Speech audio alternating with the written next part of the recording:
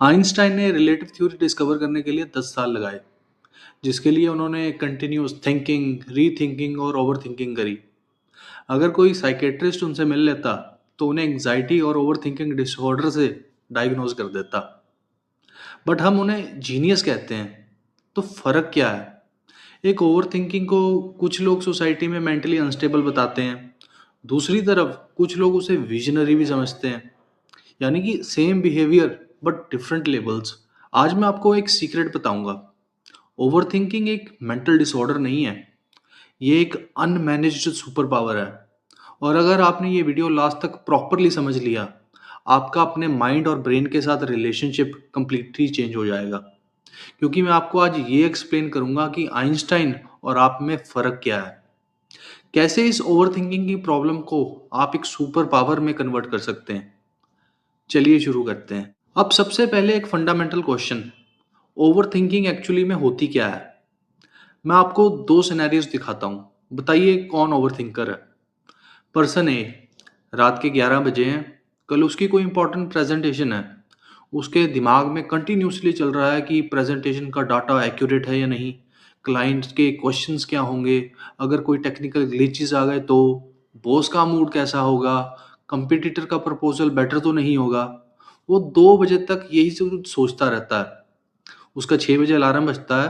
अब वो टायर्ड और एंग्शियस उठता है। अब पर्सन बी, रात के 11 बजे हैं, कल उसकी भी कोई इंपॉर्टेंट प्रेजेंटेशन है। उसके भी दिमाग में चल रहा है कि प्रेजेंटेशन का डाटा वेरीफाई करना है, पॉसिबल क्लाइंट्स के क्वेश्चंस की लिस्ट बनानी है, बैकअप प्लान रखना है अगर कोई टेक्निकल इशू हुआ तो, कंपटीटर एनालिसिस करना है। बट उसने एक्शन लिया। उसने रात को इन सब चीज़ों के नोट्स बनाए और 12 बजे जाकर सो गया। तो अब आप बताइए इन दोनों में से ओवरथिंकर कौन है? दोनों। दोनों इक्वली ओवरथिंक कर रहे हैं। Same depth, same details. But difference क्या है? पर्सन ए ओवरथिंकिंग कर रहा है विदाउट डायरेक्शंस, जिस वजह से वो एक एंग्जाइटी लूप में फंसा हुआ है। और पर्सन बी, वो भी ओवरथिंकिंग कर रहा है बट विद डायरेक्शन, यानी वो एक स्ट्रेटेजिक प्रिपरेशन कर रहा है। ये है कोर डिफरेंस। अब ओवरथिंकिंग की डेफिनेशन को चेंज करते हैं। ओवरथिंकिंग का मतलब टू मच थिंकिंग नहीं है। ओवरथिंकिंग का मतलब है थिंकिंग विदाउट एक्शनेबल डायरेक्शन। यानी कि ये एक मैनेजमेंट प्रॉब्लम है। प्रॉब्लम थिंकिंग में नहीं है, प्रॉब्लम डायरेक्शनलेस थिंकिंग में है। मैं आपको एक बहुत ही सिंपल फॉर्मूला बताता हूँ। हाई अवेयरनेस और डायरेक्शनलेस होने से जो ओवरथिंकिंग होती है वो सफरिंग्स देती है। लेकिन हाई अवेयरनेस और क्लियर डायरेक्शन से जो ओवरथिंकिंग होती है वो एक स्ट्रेटेजिक थिंकिंग होती है। एस्ट्रोलॉजी में ओवरथिंकिंग के लिए मेनली 3 प्लैनेट रिस्पॉन्सिबल होते हैं, बुध, राहु और चंद्रमा। बुध आपका दिमाग और आपकी बुद्धि। बुध की प्लेसमेंट ये डिसाइड करती है कि आप कितनी फास्ट सोच सकते हो, आप कितनी लेयर डीप जा सकते हो, आपके थॉट्स कितने एनालिटिकल हैं, आपके थॉट्स कितने ऑर्गेनाइज्ड हैं। जिनका बुध बहुत ज़्यादा स्ट्रांग होता है और अच्छे घरों में प्लेस्ड होता है, वो बहुत शार्प, क्विक और एनालिटिकल माइंड के होते हैं। अगर बुध खराब घरों में प्लेस्ड हो, mostly third house, eighth house, ninth house या ट्वेल्थ हाउस, तो ऐसे नेटिव बहुत डीप थिंकर्स होते हैं बट इनका माइंडसेट डिफ्यूज्ड होता है। ऐसे लोगों का स्पिरिचुअल इंटेलिजेंस बहुत हाई होता है बट प्रैक्टिकल क्लैरिटी लैक करते हैं। अब ये हर केस में वैलिड नहीं होता। बुध की रूट्स और प्लानिटरी एस्पेक्ट्स भी मैटर करते हैं। अब मून यानी कि चंद्रमा, ये हमारी फीलिंग्स और इमोशंस को रिप्रेजेंट करता है। आपके मून की प्लेसमेंट ये बताती है कि आप सेंसिटिविटी कितनी फील कर सकते हो, पास्ट की बिटर मेमोरीज को कितना होल्ड कर सकते हो, आपको इमोशनल स्टेबिलिटी की कितनी रिक्वायरमेंट है। जब मून इफ्लिक्टेड हो तो नेटिव इंटेंसिवली इमोशनल होता है, ट्रस्ट इश्यूज होने लगते हैं और वो हर छोटी छोटी चीज में नाराज हो जाता है। अब एक मैजिकल कॉम्बिनेशन, बुध और चंद्रमा का कॉम्बिनेशन, चाहे कंजंक्शन हो, चाहे एक दूसरे पे आस्पेक्ट हो, चाहे एक दूसरे के घरों या साइंस में बैठे हों, तो ओवर थिंकिंग का भंडार बना देते हैं। जब बुध के लॉजिक चंद्रमा के इमोशंस को क्लोजली इंटरेक्ट करते हैं तो दिल और दिमाग में एक झगड़ा शुरू हो जाता है। इस कॉम्बिनेशन में थिंकिंग ऑटोमेटिकली इमोशनल हो जाती है। लॉजिक और इमोशन आपस में कॉन्फ्लिक्ट करने लगते हैं। अब अगर इस कॉम्बिनेशन में बुध ज़्यादा एक्टिव हो तो दिमाग दिल पे ओवर पावर कर जाएगा। यानी ऐसा नेटिव सिर्फ अपने दिमाग की सुनेगा, दिल की नहीं। एंड सिमिलरली अगर मून ओवर पावर्ड हो तो दिल दिमाग पे हावी हो जाएगा। जिनका बुध ओवर एक्टिव होता है वो एक रेस्टलेस सी इंटेलिजेंस क्रिएट करता है। बट रेस्टलेसनेस हर बार कोई कमी नहीं होती, ये एक हिडन सुपर पावर भी बन सकती है। वैसे ही चंद्रमा रिप्रेजेंट करता है पानी को।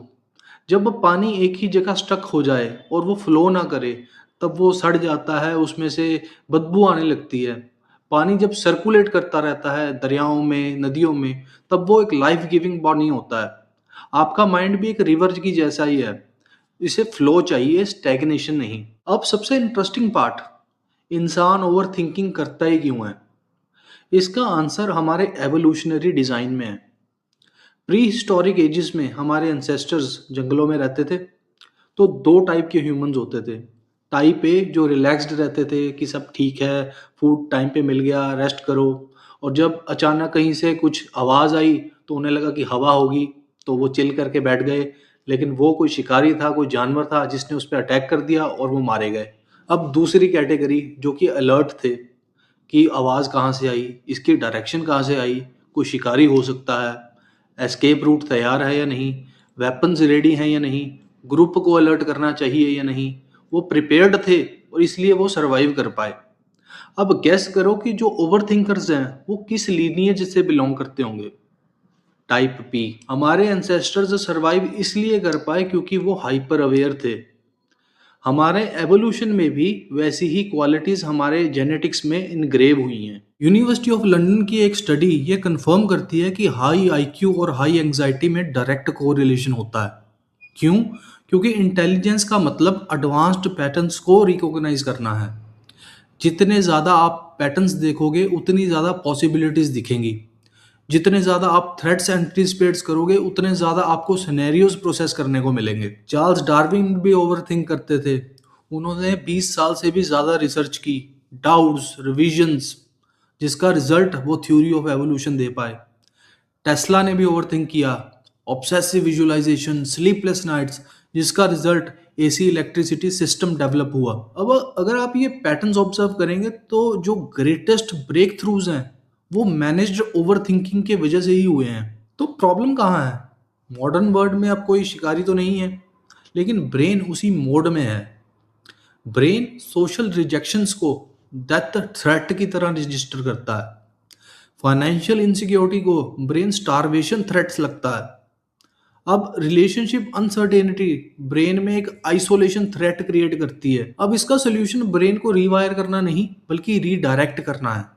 अगर आप एस्ट्रोलॉजिकल सपोर्ट चाहते हो तो बुद्ध को स्टेबलाइज करने के लिए आप प्राणायाम, नाड़ी शोधन कर सकते हो, अल्टरनेटिव नोस्ट्रल ब्रीदिंग। इससे आपका बुद्ध और आपका जुपिटर दोनों बैलेंस होते हैं। दूसरा, आप जर्नलिंग कर सकते हो। बुद्ध को चैनलाइज करने का बहुत इफेक्टिव और पावरफुल तरीका है कि आप अपने थॉट्स को राइट डाउन करना शुरू कीजिए। इससे आपका बुद्ध बहुत अच्छे से चैनलाइज होता है। तीसरा, ग्रीनरी में जाना, इन्वायरमेंट पार्क्स और नेचर में जाने से भी ब्रेन को एक सूदिंग इफेक्ट मिलता है। अब मून को चैनलाइज करने का सबसे इफेक्टिव तरीका होता है ओवर एक्सप्रेसिव होना। जो भी आपके मन में चल रहा है उसे एक्सप्रेस करने से मून की एनर्जी चैनलाइज होती है। मून हमारी मदर को भी रिप्रेजेंट करता है।